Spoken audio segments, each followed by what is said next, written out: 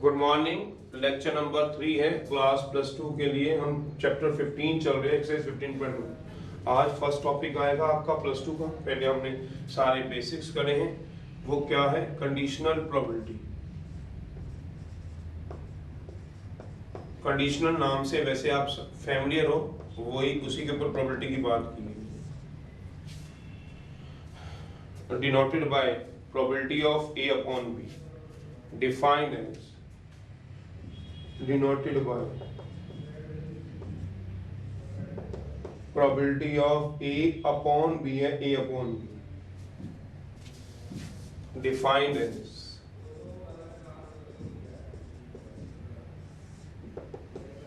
let A and B are two events हैं, associate with,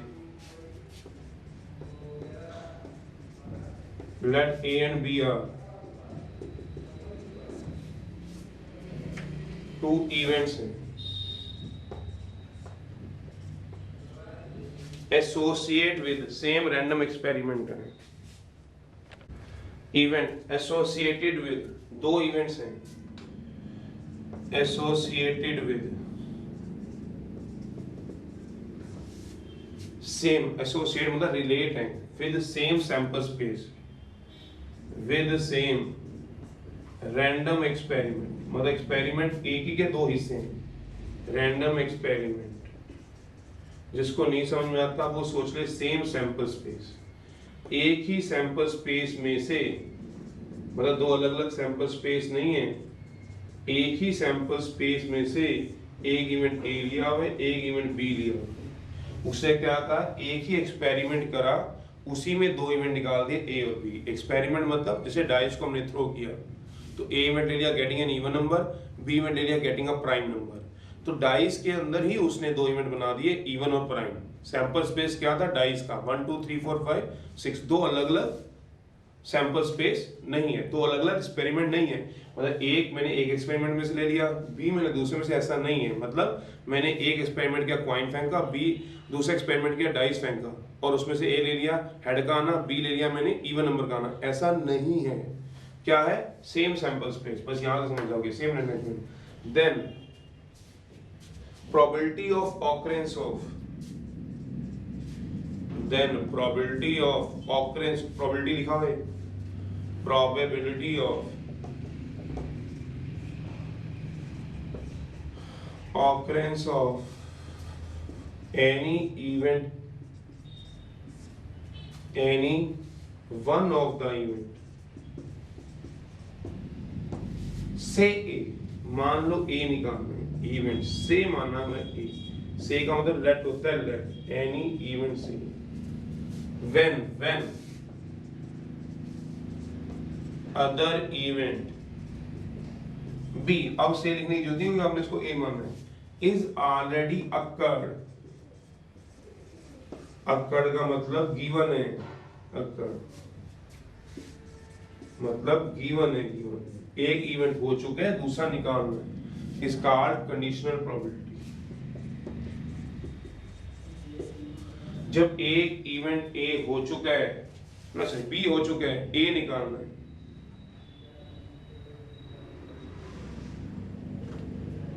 called conditional probability.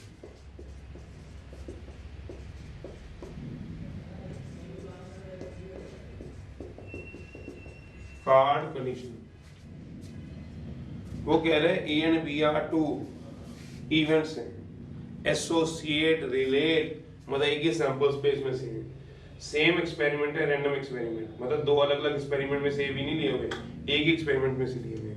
Then probability of occurrence of any event A, कोई भी any one of the event, मान लो A निकालना है, when B is already occurred, is not but is called conditional probability, is called conditional probability.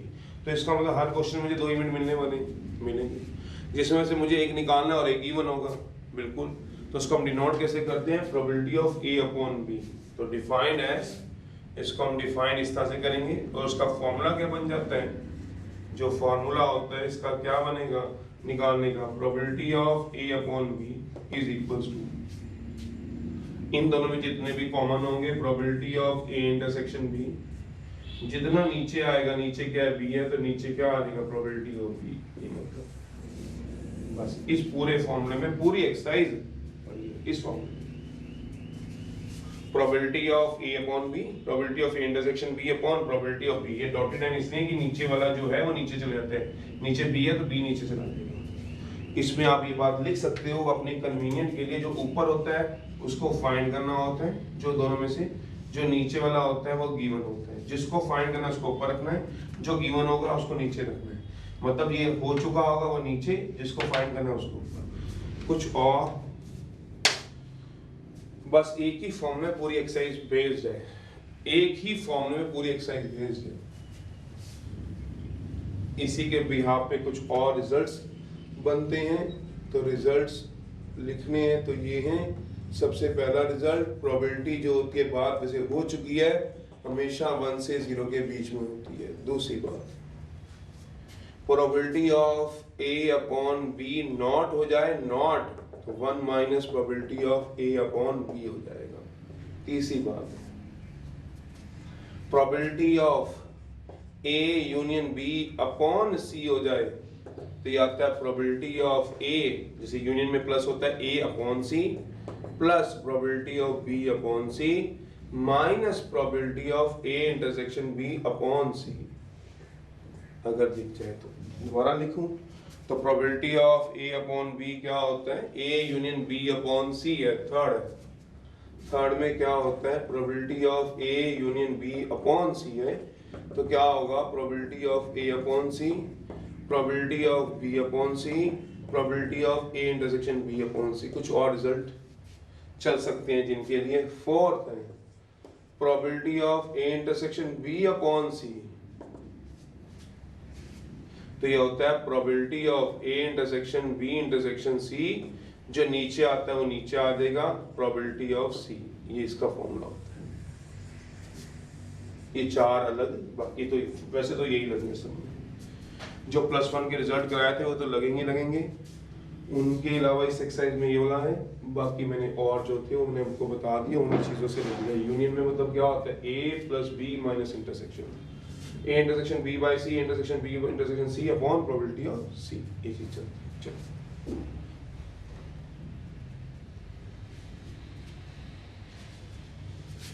तो पहला question है, देख रहे हैं कंडीशनल प्रोबेबिलिटी है, जिसको निकालना होगा उसको ऊपर रखना, जिसको गिवन होगा उसको नीचे रखना। ठीक है, चलिए, A and B are two events associate with same sample space. हर एक क्वेश्चन का सैंपल स्पेस एक होगा, उसमें से 2 इवेंट लगेंगे, एक गिवन होगा, दूसरा फाइंड करना होगा, आपको दिख ही जाएगा। तो सबसे पहला क्वेश्चन है आपके पास, फर्स्ट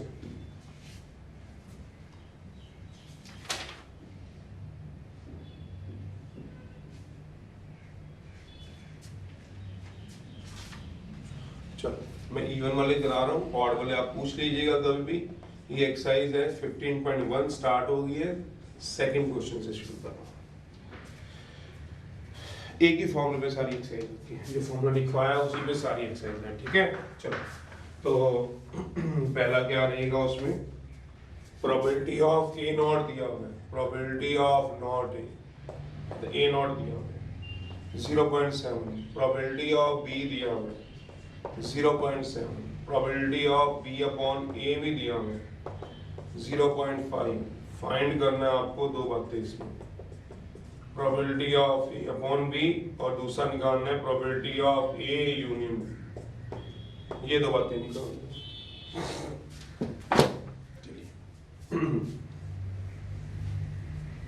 खुद करना चाहो खुद कर लो, फॉर्मूले तो मैंने आपको बता ही दिए, खुद भी निकाल सकते हो, देखो।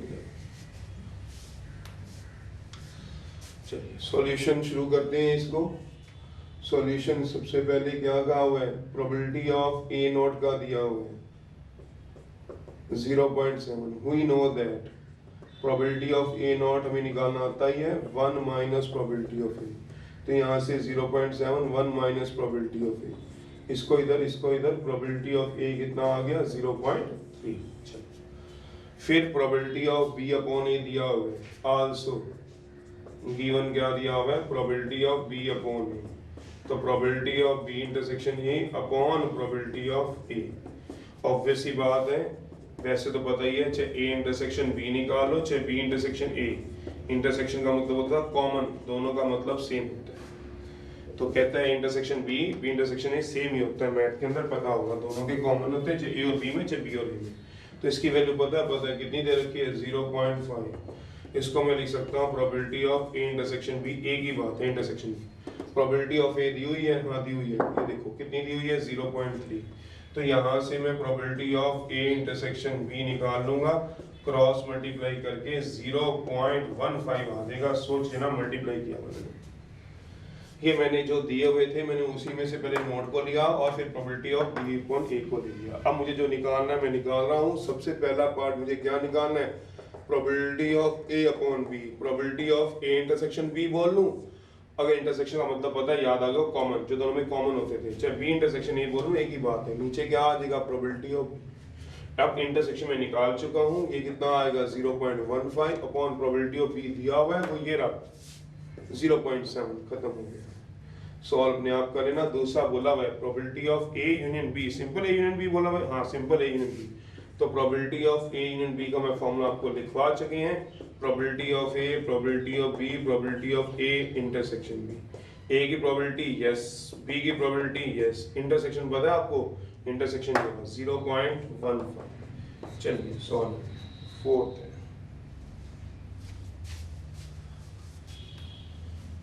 कर लीजिए नोट, करा दूं। +1 के कंपैरेटिवली +2 की जो प्रोबेबिलिटी है बहुत इजी है, बहुत, इसलिए सारी की सारी एक्सरसाइज एक ही फॉर्मूले पे बेस्ड है, मतलब ज्यादा लंबा चौड़ा इधर उधर का सोचना नहीं पड़ता। उसमें एक ही एक्सरसाइज में +1 में परमोटेशन, कॉम्बिनेशन, इवेंट सब कुछ हमारा दिमाग घुमाता था। इसमें तो सिंपल है भैया, एक फॉर्मूला है उसको समझो कंडीशनल प्रोबेबिलिटी का और उसको लगा लो बस। और आसान छोटे क्वेश्चन भी है, मतलब लेंथी भी नहीं है, छोटे प्रोबेबिलिटी तो ऐसी छोटे ही रहे हैं हमेशा, तो आसान है वैसे, देख लो अगर समझ चाहें तो आप करो जरूर। A coin is tossed 3 times दिया हुआ है, A coin is tossed, तो कोई आपके लिए अलग तो है नहीं है, 10th +1 सभी को पता ही है, जब कॉइन को 3 बार टॉस करते हैं तो क्या सिचुएशन से हमें गुजरना पड़ता है, वो आप लोग अपने हाथ से भी मुझसे भी ज्यादा तेज बना सकते हो, उसको भी मुझे बताने की जरूरत तो है। चलिए 8 केस बनते हैं as usual. A coin is tossed 3 times, find करना है E और F, फाइंड करना है probability of E by F निकालना।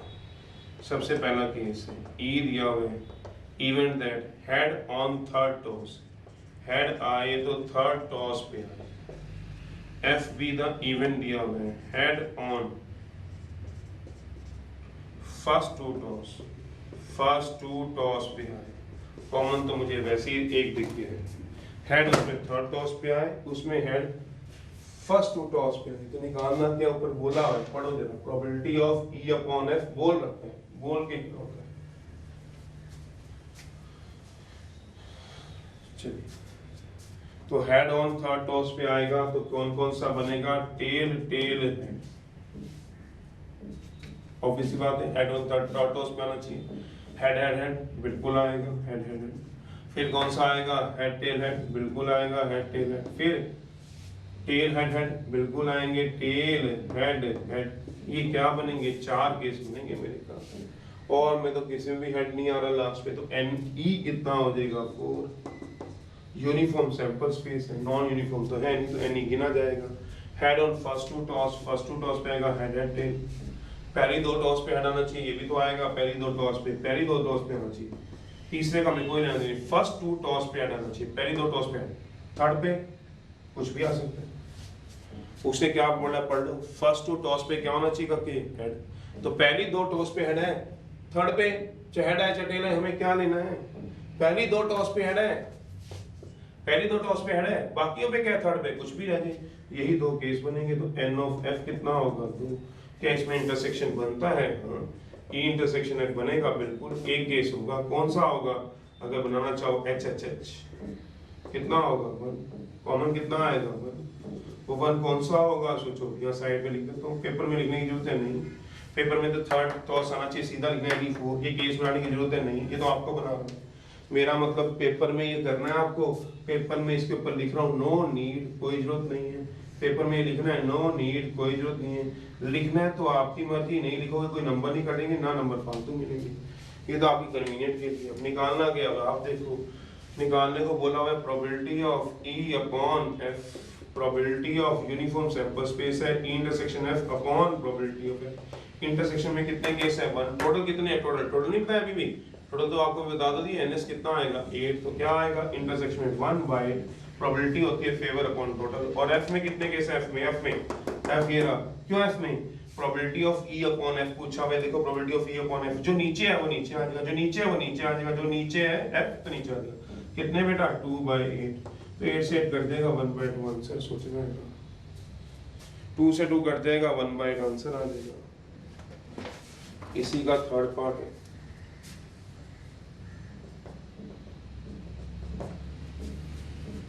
एट मोस्ट 2 टेल चाहिए, ई भी द इवेंट है।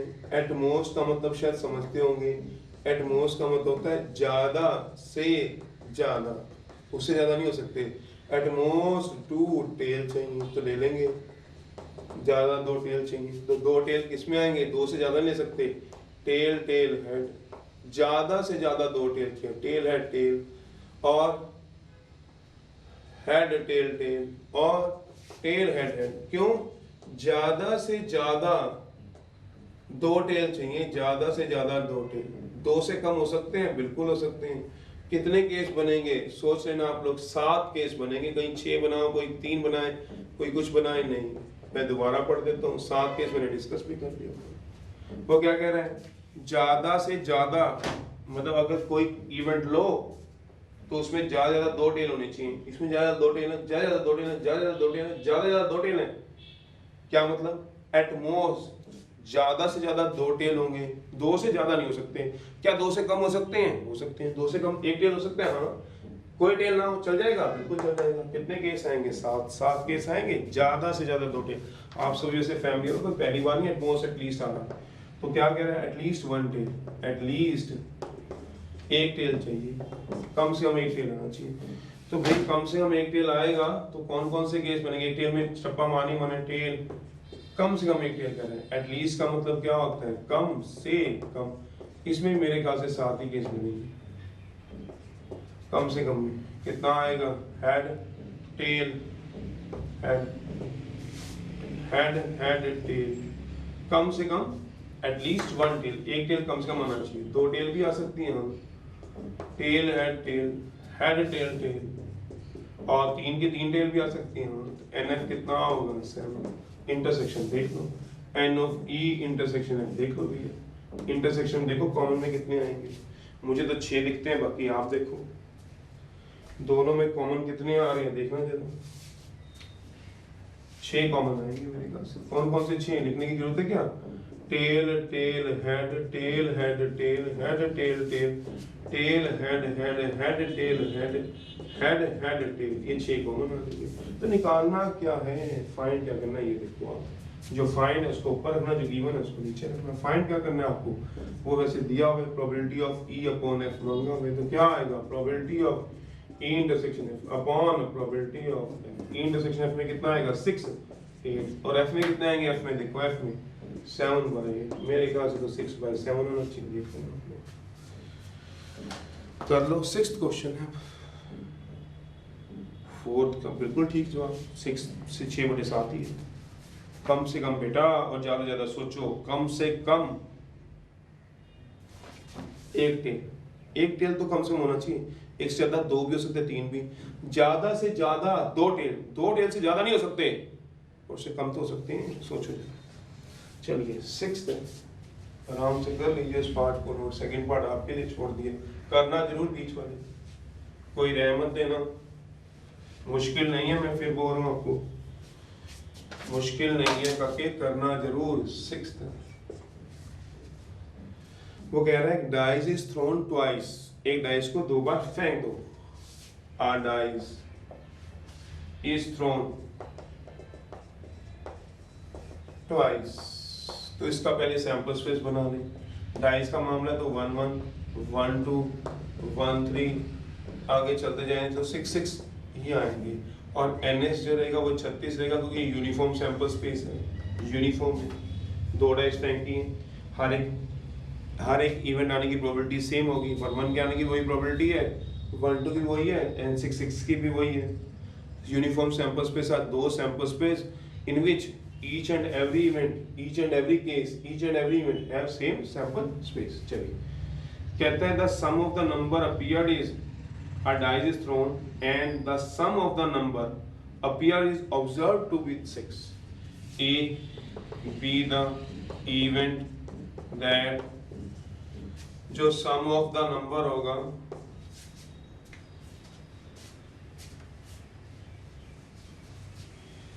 जिन दोनों का सम होगा, इसका बोला जो दो डाइस पे नंबर गिरे दिखा हुआ उसमें, sum of the number appearing, sum of the appearing is observe to be 6।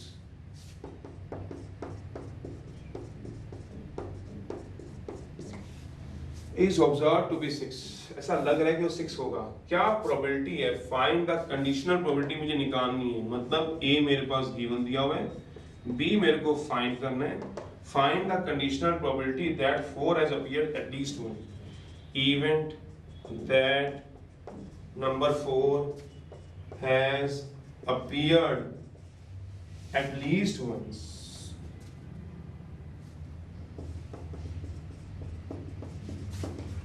कम से कम एक बार जरूर अपीयर होगा। निकालिए जरा जब तक मैं अगला करूं। वो कहते हैं डाइस को 2 बार फेंको। वो क्या कह रहा है? ए बी द इवेंट, ए किस इवेंट को लेके कह रहा है? जो सम ऑफ द नंबर होंगे। सम ऑफ द नंबर समझते हैं?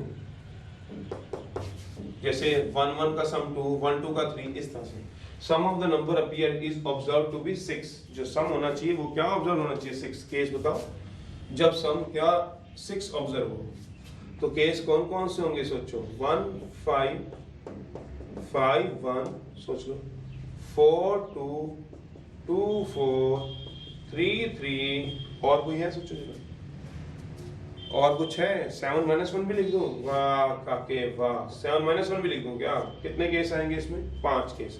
और कोई है तो बोलो। नहीं, 2 6 होना चाहिए, 2 के साथ 4, 1 के साथ 5, 3 के साथ 3। तो कितने केस बन गए सारे के सारे? n ऑफ क्या लिया तुमने? a। कितने केस बन गए? 6। और ये क्या? 1 2 3 4 5 बन गए। सॉरी, n ऑफ a कितना बन गया? यहाँ लिखता हूँ खुले में, n ऑफ a कितना मिल गया? 5। 5 मिल गया हमारे को। 5 इसको फेवर करेंगे, किसमें से? 36 केसेस में से 5 ऐसे हैं जो सम ऑफ 6 को फेवर करेंगे। अब वो क्या कह रहा है? Event that 4 has appeared at least one, कम से कम एक बार 4 आना चाहिए। तो देखो कम से कम एक बार 4 आएगा तो कौन कौन से केस होंगे? 4 1 4 2 4 3 4 4, कम से कम ये आएगा, बिल्कुल आएगा। 4 5 4 6 1 4 2 4 3 4 4 4, दोबारा नहीं आएगा। जो एक बार आ गया दोबारा रिपीट नहीं होता, पता ना? सेट के अंदर सैंपल स्पेस में 4 4 दोबारा मत ले लेना। 5 4 और क्या आएगा? सोचो 6 4। तो कितने केस आ गए? सोचो एनबी के, सोचना 11 केस आ गए। सोचो ये 11 वो केस हैं जिसमें कम से कम एक बार 4 आएगा। आप पूरा सैंपल स्पेस बना के देखो, ये 1 4 वाली लाइन होती है, फिर यहाँ 2 4 होगा, ऐसे ही चलेंगे। सोचो ये लिख दिया मैंने। अब क्या कोई कॉमन है? बिल्कुल कॉमन है। ए इंटरसेक्शन बी में कितने केस कॉमन है? 2। कौन कौन से? 4 2 और 2 4, जिसमें कम से कम एक बार 4 आए और सम भी 6 हो। सम भी 6 हो और एक बार कम से कम 4 भी आए, सम भी 6 हो और एक बार 4 भी आए, तो 2 कॉमन है, 4 2 और 2 4 के। बताइए प्रोबेबिलिटी क्या निकालनी है? वो ऊपर रखूंगा। ए निकालनी है? नहीं, ए गिवन है। बी निकालनी है? निकालनी है, पढ़ लो, क्वेश्चन में क्लियरली लिखा हुआ है। Probability of B intersection A या इंटरसेक्शन बी, एक ही बात होती है, upon probability of A, which is equals to probability of A intersection B upon probability of A. Why? Because मैं बार बार कितना लिखवाऊंगा आपको? ए इंटरसेक्शन बी ले लो या बी इंटरसेक्शन ए ले लो, एक ही बात होती है बाबू। मैथ में सोच लेना आप लोग, दोनों का कॉमन एक ही बात होती है। चाहे ए इंटरसेक्शन बी आप निकाल लो, चाहे भले ही बी इंटरसेक्शन क्या निकाल लो, ए निकाल लो, मैथ के अंदर दोनों एक ही रहेंगे। क्या? मैथ के सभी जगह। चलिए, तो इंटरसेक्शन में कुछ है विस्तृत केस? हाँ है। कितने हैं? 2। तो 2 आएंगे टोटल। टोटल केस बताओ कितने आएंगे? 36। ए में बताओ, ए में बताओ, ए में ये लिखा हुआ है कितने केस आ रहे हैं? 5 बाय टोटल कितने हैं? 36। 2 बाय 5, देख लो पीछे आंसर चेक कर लो। देख लेते हैं 6 का आंसर कितना दे रहे हैं। 2/5 देखो बिल्कुल ठीक बात है। और यस ताकि केसेस गिनने हैं बस, और कोई बड़े बड़े केस तो है नहीं है, वही केस है जो आज तक हमने पढ़े हैं 8th है।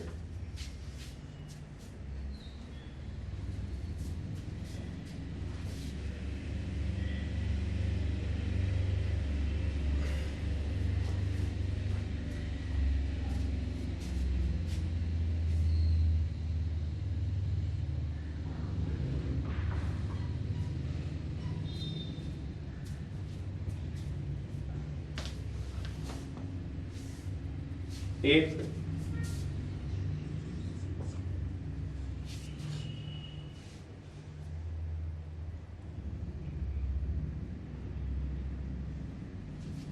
एट्थ है ये फर्स्ट पार्ट है।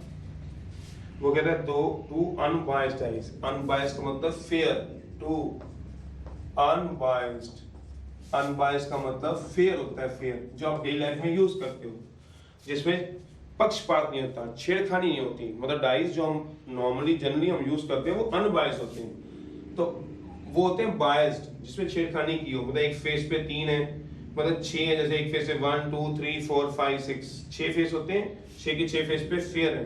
पर कभी ऐसा हो जाए कोई डाइस ऐसा मिल जाए जो थोड़ी सी डिफेक्टिव हो, मतलब 1 2 3 3 4 5 मिल जाए तो गलत हो गया ना, 6 तो है नहीं, 3 दो बार है, वो बायस्ड होती हैं। अनबायस्ड डाइस तो फेयर होती है। कहता two unbiased dice are rolled, dice are rolled.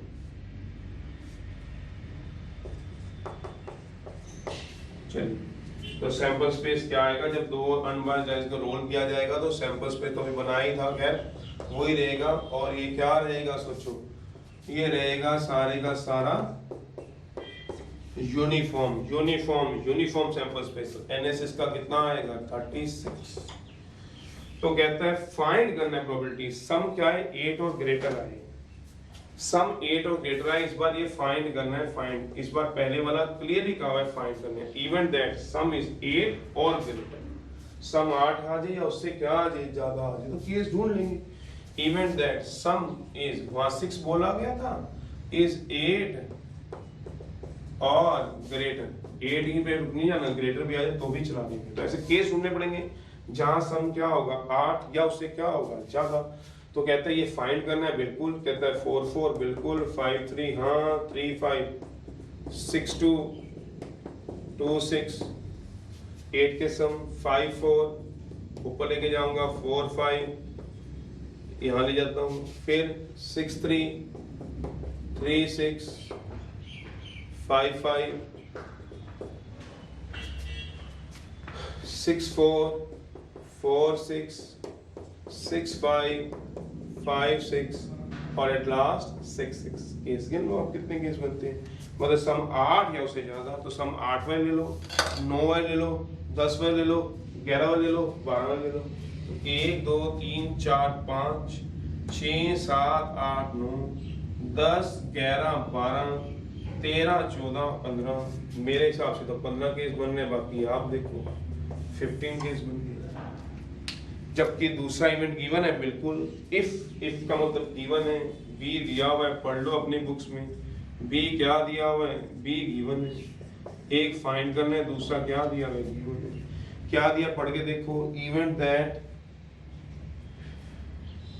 4 appears on the first dice, event that 4 appears on the, सिर्फ फर्स्ट डाइस के ऊपर है, सेकंड डाइस के ऊपर नहीं बोला हुआ। 4 appears on first dice, 4 appears on first dice, 4 पहले डाइस के ऊपर अपीयर होगा, तो पहले डाइस के ऊपर 4 आना चाहिए, तो 4 1 4 2 4 3 4 4 4 5 और, तो कितने केस बन गए बताओगे जब 4 एक ही डाइस पे आएगा। तो एनबी कितना आएगा बताओगे जब 4 एक ही केस पे। 4 अपीयर्स ऑन फर्स्ट डाइस पे कितने केस बनेंगे, 1 2 3 4 5 6, 4 ऑन फर्स्ट डाइस। उसने नहीं बोला फर्स्ट डाइस पे 4, सेकंड पे कुछ भी आ सकता है, 1 भी आ सकता है, 2 भी 3 भी 4 भी, फर्स्ट डाइस पे 4 आना चाहिए। फर्स्ट डाइस पे तो 4 ही है, सोच लो फर्स्ट डाइस पे कितना आना चाहिए 4, तो फर्स्ट डाइस पे तो 4 ही है, सोच लो इसमें तो फर्स्ट डाइस पे 4 ही है। अब इंटरसेक्शन देखो, देखो जरा इंटरसेक्शन में कितने केस आएंगे, सोचो जरा, जिसमें 4 आ जाएगा, 4 5 आ जाएगा, 4 6 आ जाएगा, 3 केस आएंगे इंटरसेक्शन पे, सोचो 3 केस ऐसे आएंगे जिसमें 4 होगा पहली डाइस पे और सम भी क्या होगा 8 होगा या उससे क्या होगा ग्रेटर। तो निकालना क्या है ए, गिवन क्या है B, probability of A upon B निकाल लोगे। निकाल के आंसर बताओ फटाफट से शाबाश कितना आ रहा है probability of A upon B का। Probability of A intersection B upon नीचे क्या आएगा प्रोबेबिलिटी ऑफ बी। इंटरसेक्शन में कितने केस हैं 3, टोटल कितने 36। कहाँ पे ये पढ़ेंगे बी में कितने केस हैं बी में ये बी इवेंट बी में कितने केस हैं 6, टोटल कितने 36, कितने आ गए 1/2। देखो पीछे आंसर सिर्फ केसी से तो बनाने हैं 8 का सेकंड है सही जवाब 8 का सेकंड ठीक है।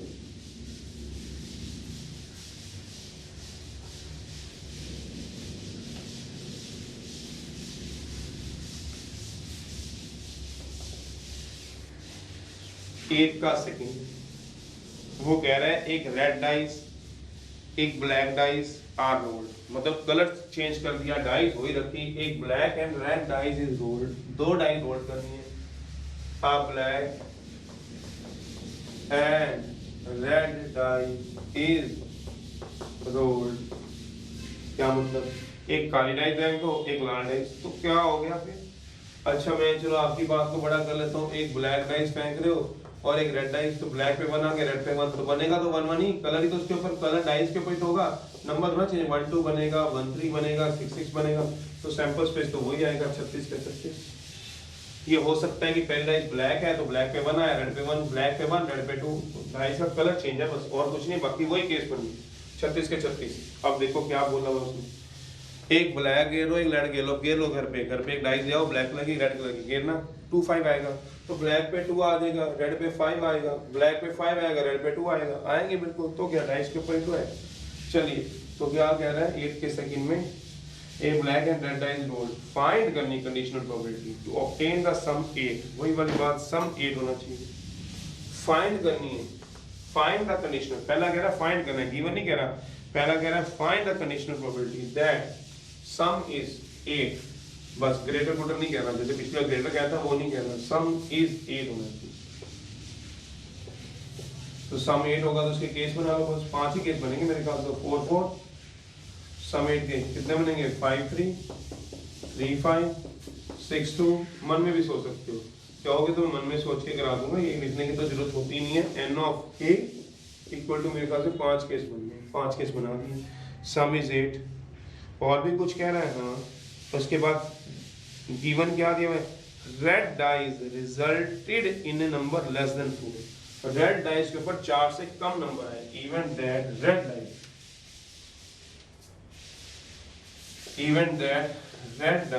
Resulted number less than 4, red dice के ऊपर जो नंबर आएगा वो 4 से कम आएगा, तो ये तो ब्लैक थी, ये रेड है, तो रेड डाइस के ऊपर क्या आना चाहिए नंबर लेस देन 4, और ब्लैक के ऊपर कुछ भी आ जाए, रेड के ऊपर लेस देन 4 आना चाहिए, रेड डाइस के ऊपर नंबर लेस देन 4 आना चाहिए, ब्लैक के ऊपर कुछ भी आ जाए, बनाना है बना लो, 1 1 1 2 1 3 1 4 गलत हो जाएगा क्योंकि मैं पहले वाले को ब्लैक ले रहा हूँ दिमाग में, दूसरे वाले को रेड, जैसे ही मैंने बनाया हुआ है ये गलत हो जाएगा।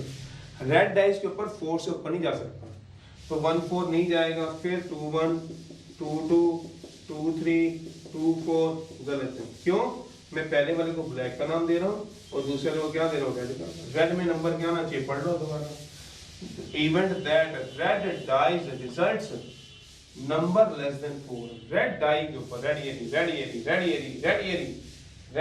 के ऊपर नंबर लेस देन 4 होना चाहिए, तो रेड डाइस के ऊपर अगर नंबर लेस देन 4 है तो कौन कौन से केस बनेंगे वो लेने चाहिए, फिर क्या बनाओगे 3 1 3 2, अब समझ जाओगे जो बच्चे, तो 18 केस बन गए, 4 1 4 2, तो ये क्या है 4 3, ये चल जाएगा बिल्कुल, ये कौन सी है ब्लैक, ब्लैक के ऊपर कोई कंडीशन नहीं, रेड के ऊपर कंडीशन है 5 1 5 2 5 3, फिर 6 1 6 2 6 3, कितने केस बनते हैं आप गिन लो ना, एनबी में 18 केस, ऑरल भी सोच सकते थे तो केसेस गिन लो, नहीं तो मुझे क्या केसेस अगर आते हैं तो आप केसेस गिन लो, कितने केस बन गए 18 केस।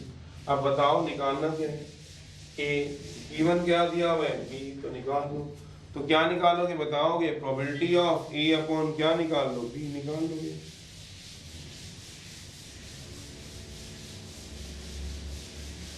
निकालो जरा,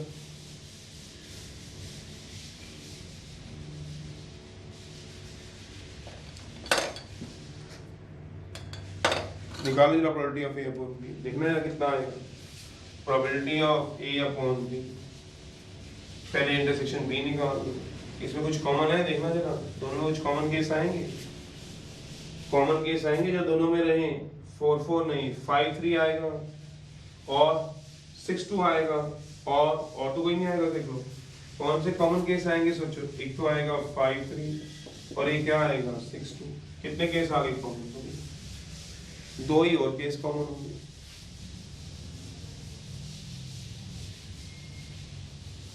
दोबारा देख लो, मैं दोबारा बता देता हूँ।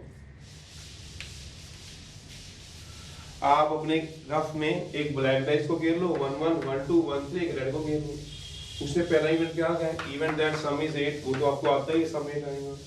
फिर वो क्या कह रहा है, event that red dice, particular कर दिया रेड डाइस, ये ब्लैक थी ये रेड थी, दूसरे रेड डाइस थी, नंबर लेस देन 4, ब्लैक के ऊपर कुछ नहीं कहा, रेड के ऊपर number less than 4, black free, red के ऊपर नंबर लेस देन 4 पे ही चलेंगे, ये नहीं चलेगा। ऐसे 2 1 2 2 2 3 चलेगा, 3 1 3 2, फिर 4 1 चलेगा, बिल्कुल 4 ब्लैक का है 1 रेड का है, तो रेड पे तो नंबर लेस देन 4 ही आ रहा है, तो इससे कितने केस बनेंगे, 18 केस। देखो फिर दोनों में कुछ कॉमन है बिल्कुल, कौन से केस कॉमन है, एक तो 5 3 इसमें, एक 5 3 इसमें आएगा, फिर एक 6 2 आएगा, एक 6 2 आएगा, इसके अलावा आएगा नहीं आएगा, आप चेक बना के देख लो, इसके अलावा नहीं आ रहा है, नहीं आ रहा है, देखो आप चेक।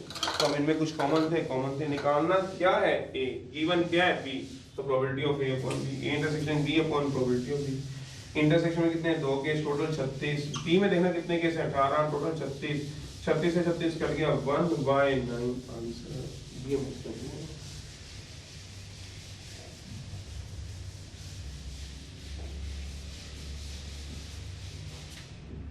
ये केस हो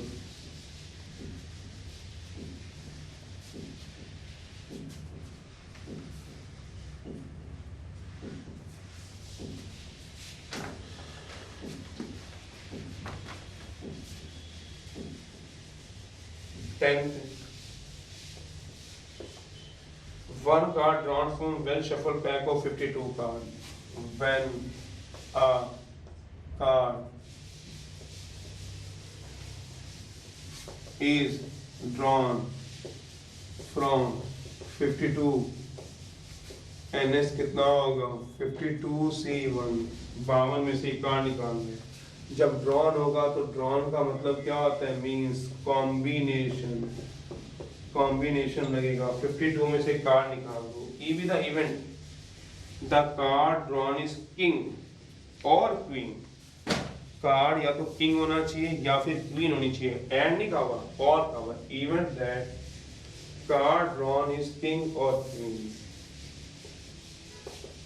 event that card drawn is king होना चाहिए और क्वीन होनी चाहिए, दोनों में से कोई। किंग होगा तो भी चल जाएगा, 4 किंग, या क्वीन होगी तो भी चल जाएगा, तो एन ऑफ ए कितना आएगा, ई बोला उसने, उसे बोला स्पेसिफिक किया, अब ई ही लोगे आप, अब ई ही लोगे, अब ए नहीं ले सकते हो, किंग और क्वीन, तो एन ऑफ ई का मतलब कितना हो गया 8 केस, क्यों 8, 4 किंग के 4 क्वीन के। एफ भी दिया हुआ उसने, एफ दिया हुआ है, कार्ड ड्रॉन इज क्वीन और एस, एफ भी दिया हुआ तो एफ ही बोलना पड़ेगा। Event that card drawn is, card क्या ड्रॉन करोगे,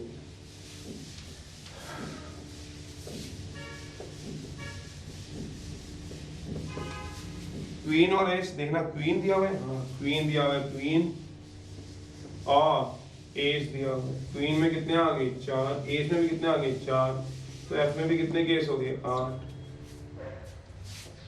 चलिए अब बताइए जरा, कुछ कॉमन है दोनों में, सोचो कुछ कॉमन केस बनेंगे, देखना जरा, हाँ बनेंगे, कितने केस कॉमन बनेंगे 4, कौन से बनेंगे, क्वीन क्वीन क्वीन उसमें भी है इसमें भी, क्वीन कॉमन बनेगी, निकालने को बोला हुआ है, कुछ पढ़ना जरा, क्वेश्चन में बोला होगा जरूर, तो क्या बोला हुआ है, क्या फाइंड करना है, conditional probability of E upon F पूछा गया, probability of E upon F पूछा गया। क्या आएगा probability of E intersection F upon क्या आएगा प्रोबेबिलिटी ऑफ इंटरसेक्शन में कितने केस हैं 4 4 केस। कहता है event that card drawn is king और क्वीन, कार्ड ड्रॉन करना तो 8c1 यहाँ भी 8c1 कॉमन क्या आ जाएंगे 4, वैसे होते तो 4 ही है, ड्रॉन का मतलब ही क्या होता है कॉम्बिनेशन। तो इंटरसेक्शन एफ में कितने आएंगे फेवर अपॉन टोटल, टोटल कितने हैं वो एनएस 52c1 और एफ में कितने हैं बताओ 8c1 बाय 52c1, ये तो कट गया 4c1 4 होता है 8c1 शॉर्टकट लिखवाया हुआ है 1/2, कितना आंसर आ जाएगा सोचो 1/2 आंसर आ जाएगा। दोनों में कॉमन कितने हैं सोचो, कॉमन 4 केस हैं, ड्रॉन करें तो कॉम्बिनेशन आ गया 4c1 bye 52c1 8c1 bye तो 4/8 तो कितना हो गया 1/2, बस आंसर आ गया।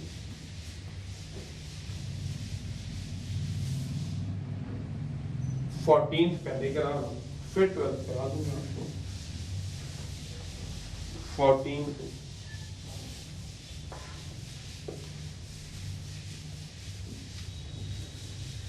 A coin is tossed until a head appears or until it has been tossed 3 times. वही वाला क्वेश्चन आ गया जो इंट्रोडक्शन दिया था। एक कॉइन इज टॉस्ड,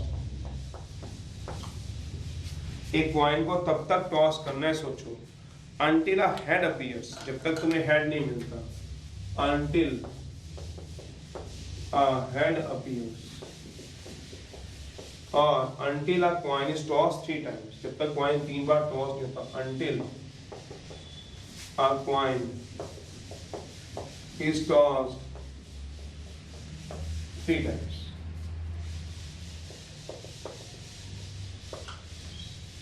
जब तक हेड नहीं मिलता या कॉइन क्या नहीं होता 3 बार टॉस नहीं।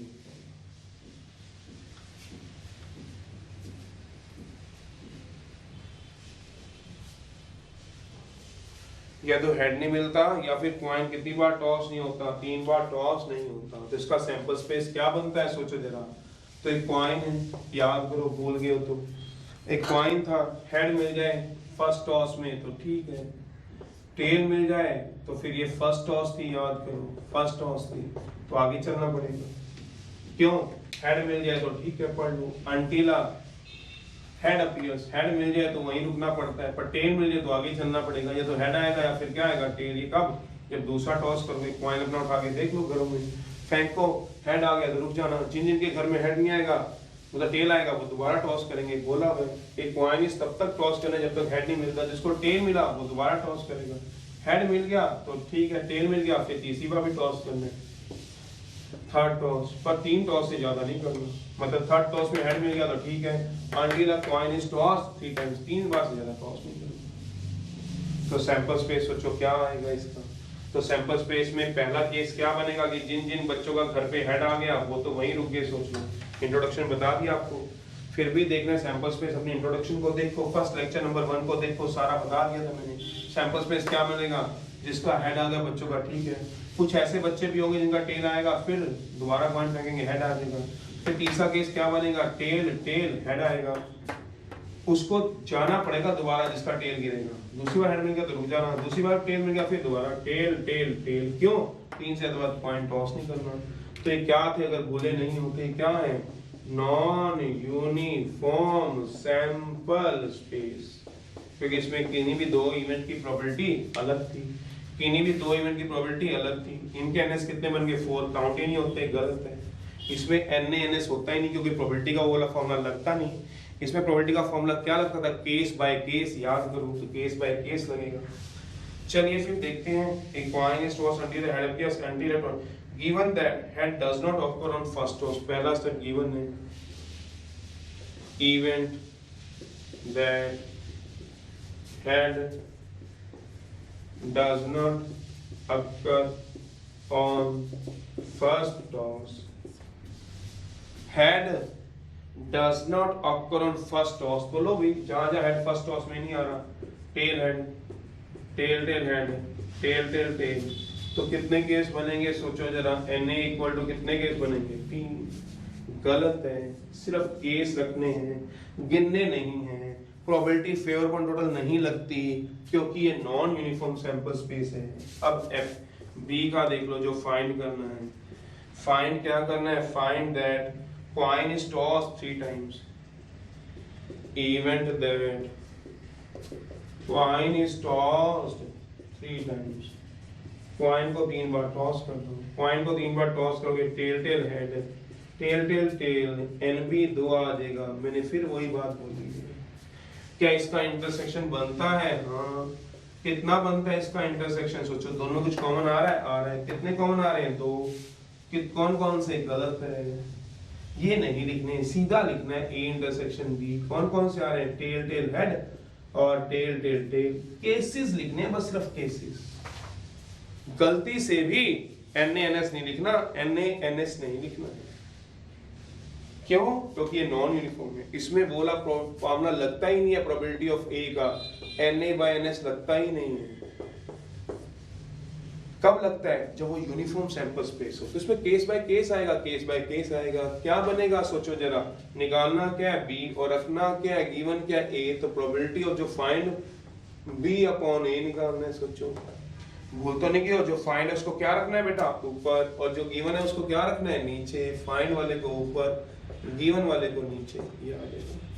क्या बनेगा formula? Probability of B intersection A upon probability of A।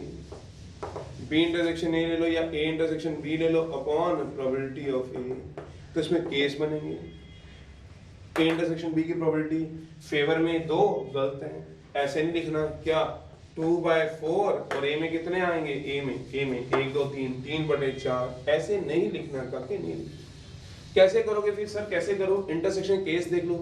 Intersection में कौन कौन से केस आ रहे हैं? टेल टेल हेड, और क्या आ रहा है? Tail tail tail. और ए में कौन कौन से केस आ रहे हैं? केस लिख लो। Tail head, tail tail head, tail tail tail. लगाओ। अब पर केस की प्रोबेबिलिटी लगाओ। टेल टेल हेड आएगा तो उसकी प्रोबेबिलिटी कितनी होती है? 1/8। या फिर टेल टेल टेल आएगा, उसकी प्रोबेबिलिटी कितनी होगी? 1/8। टेल हेड की प्रोबेबिलिटी 1/2। क्यों? टेल हेड में 2 बार कॉइन फेंकेंगे अभी तक। इसमें कितनी बार कॉइन फेंके? 3 बार। 1 2 3। हेड आने की प्रोबेबिलिटी कितनी होगी? सोचना। हेड आने की प्रोबेबिलिटी पहले केस की 1/2, भूल मत जाना। प्रोबेबिलिटी ऑफ टेल हेड आने की probability 1/4। Probability of tail tail head आने की प्रोबेबिलिटी 1/8। क्यों? Probability of tail, probability of tail, probability of head. तो 1/2 1/2 1/2, तो 1/8। तो probability of tail tail tail की प्रोबेबिलिटी कितनी होगी? 1/8। तो कितना आ जाएगा? 1/2 प्लस 1/8 प्लस 1/8। कर लीजिए। अब कितना आएगा? 2/8। नीचे कितना आ जाएगा? एलसीएम लूंगा तो 4 2 6/8 मेरे ख्याल से कट जाएगा। कितना आएगा? 1/3 आंसर। देखो पीछे कितना दे रहे हैं? 14 का 8 एलसीएम लेना 2 4। अच्छा 1/4 है। 2 गलत लिखा है। 2 गलत लिख दिया। कितना आएगा? 1/4 है। टेल हेड की प्रोबेबिलिटी 1/4 है। तो कितना बनेगा? सोचो 2 1 4/8। तो कितना बनेगा? सोचो 1/2। ओह यस, करके सॉल्व हो गया। चलिए ओके बाय। एक 12वां क्वेश्चन है।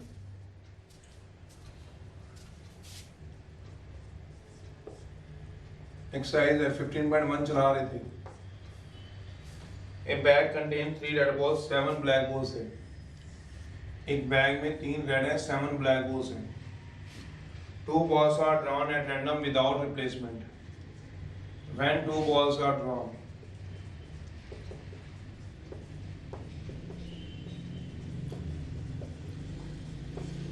one by one without replacement है। 2 balls are drawn without replacement, 1 by 1 ही है, without replacement है। इसका मतलब क्या होगा? सैंपल स्पेस बनेगा। 2 बॉलें निकालनी है, पहली ब्लैक दूसरी ब्लैक निकाल लो, पहली ब्लैक दूसरी रेड निकाल लो, पहली रेड दूसरी ब्लैक निकाल लो, पहली रेड दूसरी रेड निकाल लो। ये 4 केस के अलावा नहीं बन रही। तो कहता है रेड रेड, पहली रेड दूसरी रेड, पहली ब्लैक दूसरी ब्लैक, पहली ब्लैक दूसरी रेड, पहली रेड दूसरी ब्लैक। ए bag contains 3 red balls, 7 black balls है। 2 balls are drawn at random without replacement. If the second selection is given to be red, अगर second ball red हो, क्या probability है first is also red होगी? If the second ball is red, A, if का मतलब given है, ये given दिया हुआ है। जो ए इवेंट है वो गिवन दिया हुआ इसमें। If the second ball is red, अगर दूसरी बॉल रेड हो तो ए बी द इवेंट दैट जो सेकंड बॉल होगी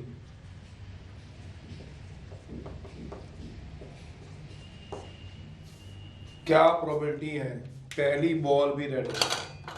find the probability that first is also red. ये फाइंड करनी है। Find the probability that first is also red.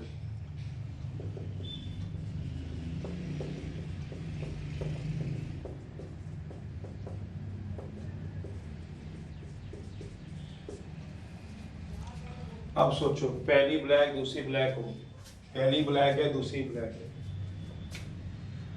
तो पहली ब्लैक आने की प्रोबेबिलिटी कितनी होगी 7C1। इसका NS4 मत लिखना, कहीं इसका NS4 लिख दो, नहीं ये नॉन यूनिफॉर्म है। कैसे? पहली ब्लैक किन्हीं भी दो की प्रोबेबिलिटी अलग अलग है, किन्हीं भी दो इवेंट आने की प्रोबेबिलिटी अलग अलग है। कैसे? पहली ब्लैक 7C1 बाय 10C1, दूसरी black 6C1 without replacement 9C1, 42 bye 90। पहली ब्लैक दूसरी रेड, पहली ब्लैक दूसरी रेड है, पहली ब्लैक आने की प्रोबेबिलिटी 7C1 विदाउट रिप्लेसमेंट है, 1 बाय 1 विदाउट, एक बार निकाली दोबारा नहीं रखोगे। 3C1 बाय तो कितना आएगा 21 बाय 90। तो किन्हीं भी दो इवेंट्स की प्रोबेबिलिटी अलग अलग आ गई, तो ये नॉन यूनिफॉर्म है। ये क्या है? Non uniform sample space. जैसे 14th क्वेश्चन था तो इसमें केस बाय केस प्रोबेबिलिटी लगेगी। तो इसका मतलब event that second ball is red, दूसरी बॉल रेड होगी दूसरी बॉल नहीं, दूसरी बॉल रेड होगी। हाँ, एक तो ये केस आएगा ब्लैक 1 रेड 2, एक और भी केस आएगा रेड 1 रेड 2, रेड 1 रेड 2। तो Na कितना आ जाएगा इसका 2, कहना गलत हो जाएगा। क्यों? क्योंकि इसमें फेवर अपॉन टोटल नहीं चलता। क्यों? क्योंकि ये नॉन यूनिफॉर्म चल रही है, यूनिफॉर्म नहीं है।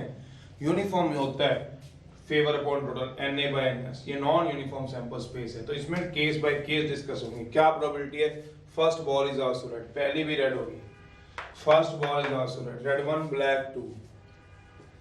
कई बच्चे सोचते हैं ये क्यों लेना है, रेड 1 रेड 2, फिर फर्स्ट भी रेड होगी आल्सो, वो सोचते यही लेना चाहिए, तो ये ले लीजिए। बोला फर्स्ट इज आल्सो रेड, जो कॉमन है वो तो वैसे भी निकल ही जाना है, तो क्या निकालना है? इंटरसेक्शन, तो NB भी नहीं आएगा। फर्स्ट इज आल्सो रेड, चलो रेड 1 रेड 2 ले लो।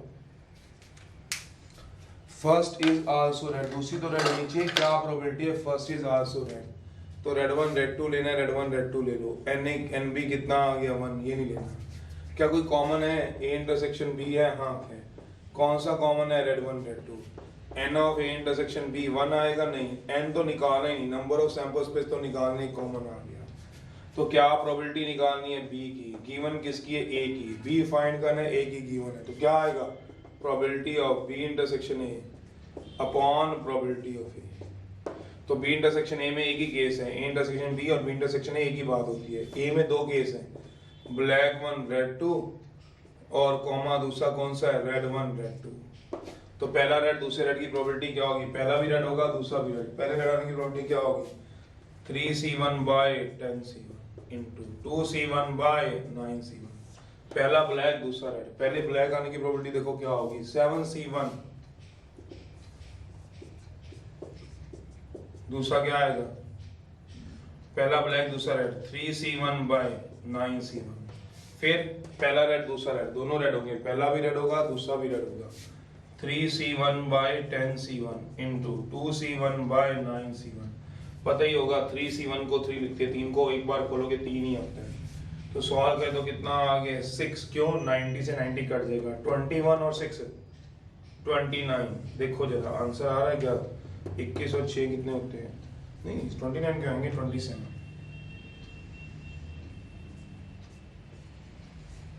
2/9 आ रहा है क्या आंसर? देखना जरा, देखो पीछे आंसर कितना दे रहे हैं। 2/9 2/9 आंसर ना 13th है।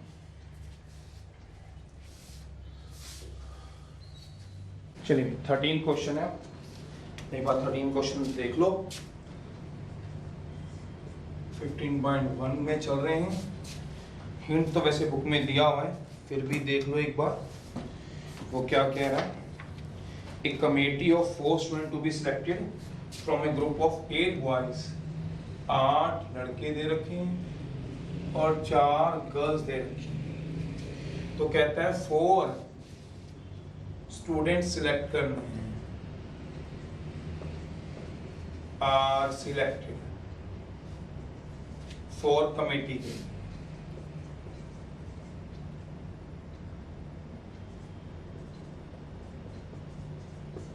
कंडीशन क्या दी हुई है? Given that there is at least one girl on the committee, calculate the probability that there are exactly 2 girls on the committee. वो क्या कह रहा है? सैंपल स्पेस क्या आएगा? सोचो, 4 स्टूडेंट सेलेक्ट करने, चारों के चारों क्या हो जाए? बॉयज हो जाए। All the 4 are boys, 1 boy 3 girl 2 boy 2 girl, 4 बच्चों में से 1 बॉय, 3 बॉय 1 गर्ल, या 4 की 4 क्या हो जाए? सोचो, चारों की चारों क्या हो जाए? गर्ल्स हो।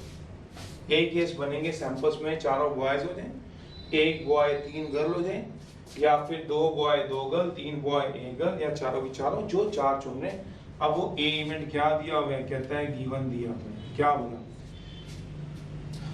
ए B the given that the, कहता है event that there is at least 1 girl in the committee. A B the event दिया हुआ है, इवेंट दैट देयर इज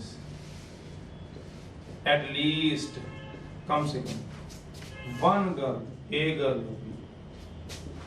किसमें वाला? कमेटी। कम से कम ए गर्ल होगी, तो कम से कम ए गर्ल होगी, तो उसका क्या बनेगा? आपके पास केसेस क्या बनेंगे? कम से कम ए गर्ल होगी, तो इसमें केस बनेगा 1 बॉय 3 गर्ल, कम से कम ए गर्ल होनी चाहिए।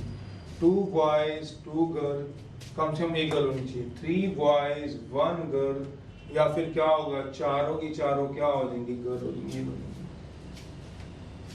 और बी जो फाइंड करना है वो क्या बनेगा? जो फाइंड करना है B be the event that there is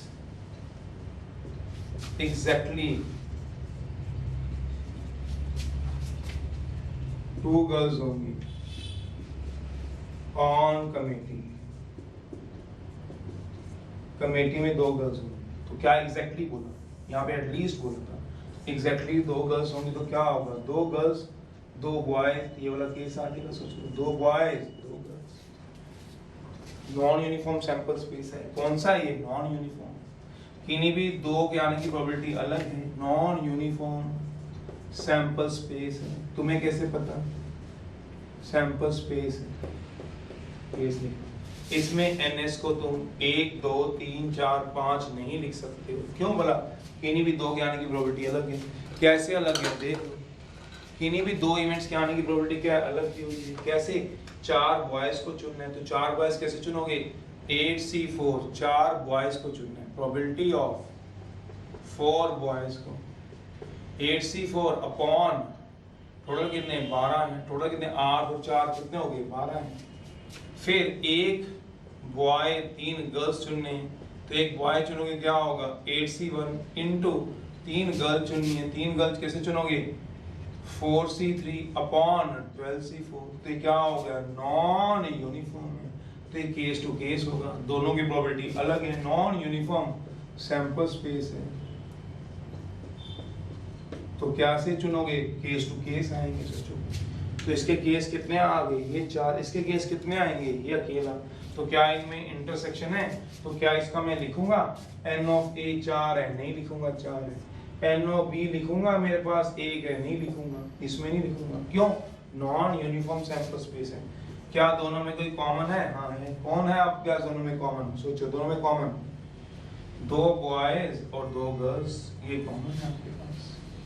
तो अब हमें क्या निकालना है? ऊपर निकाल रहा हूँ वहां पे। ये क्या करना है? फाइंड। ये क्या करना है? गिवन। तो जगह नहीं है, जो फाइंड है उसको ऊपर रखो, जो गिवन है उसको, जो फाइंड है उसको ऊपर रखो, जो गिवन है उसको नीचे रखो। फाइंड है और ये क्या आएगा? गिवन है। Probability of A intersection B upon probability of A, जो नीचे वाला नीचे आ जाएगा। तो क्या बनेगा? देख लो,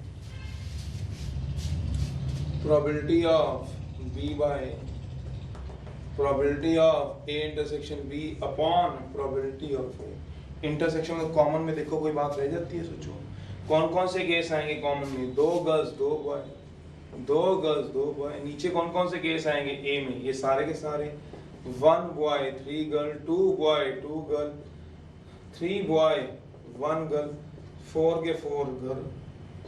बना लो। तो 2 गर्ल 2 बॉय कैसे चुनोगे, चुन लो, 2 बॉय 2 गर्ल चुने, 2 boy 2 girl, 4c2 into 8c2 upon कितना आ जाएगा 12c4 अपॉन एक बॉय 8c1, 3 गर्ल है 4c3 upon 12c4, 8c2 4c2 upon 12c4, फिर 3 बॉयज हो गए 8c3, एक गर्ल होगी 4c1 अपॉन 12c4, या चारों की चारों गर्ल्स हो जाएंगी 4c4 अपॉन 12c4। आंसर आ गया, खत्म। क्या सर इसको दूसरे तरीके से कर सकते थे? हाँ, क्यों? एटलीस्ट 1 गर्ल आएगी। एटलीस्ट 1 गर्ल में कौन सा केस चल रहा है, ये भी आएगा, ये भी आएगा, ये भी आएगा, ये भी आएगा, या टोटल में से माइनस भी निकाल सकते हो। इसको ऐसे भी लिख सकते हो, equal to total minus none of girl, कोई भी गर्ल ना आए। टोटल मतलब 1, कोई भी गर्ल ना आए तो क्या मतलब, चारों के चारों क्या निकाल दो, बॉयज आए। ये वाला केस भी निकाल सकते हो, सोचो। मतलब इसी क्वेश्चन को और ऐसे भी कर सकते हो, यही पूरा हो जाएगा। सोचो इंटरसेक्शन में तो क्या आएगा, एक यही आएगा, क्या बोला, 2 बॉयज 2 गर्ल्स, और नीचे कितना आएगा ए वाले में, ए वाले में प्रोबेबिलिटी में क्या आएगा, प्रोबेबिलिटी ऑफ ए कैसे निकालोगे, total minus number of the girl, 1 minus probability of चारों के चारों बॉयज आ जाए। सोचो यहाँ क्या आ जाए, प्रोबेबिलिटी ऑफ 2 बॉयज, यहाँ पे प्रोबेबिलिटी किसकी आ जाए, प्रोबेबिलिटी भी लिख सकते हो। सोचो मैं तो केस लिखी, आप प्रोबेबिलिटी चाहे साथ लिख दो, उसमें क्या है। अब बताओ क्या आएगा, ऊपर वाले का बना लोगे, जगह ही नहीं बची। तो अगर आप नीचे वाला नोट कर चुके हो तो रब कर देता हूँ, 2 बॉयज 2 गर्ल्स कैसे आएंगे, 8c2 इंटू 4c2। तो कैसे लिखूंगा, इसको रब कर दूं, सोचो जरा, चारों की चारों ही गर्ल्स हैं, 4 की 4 गर्ल्स हैं।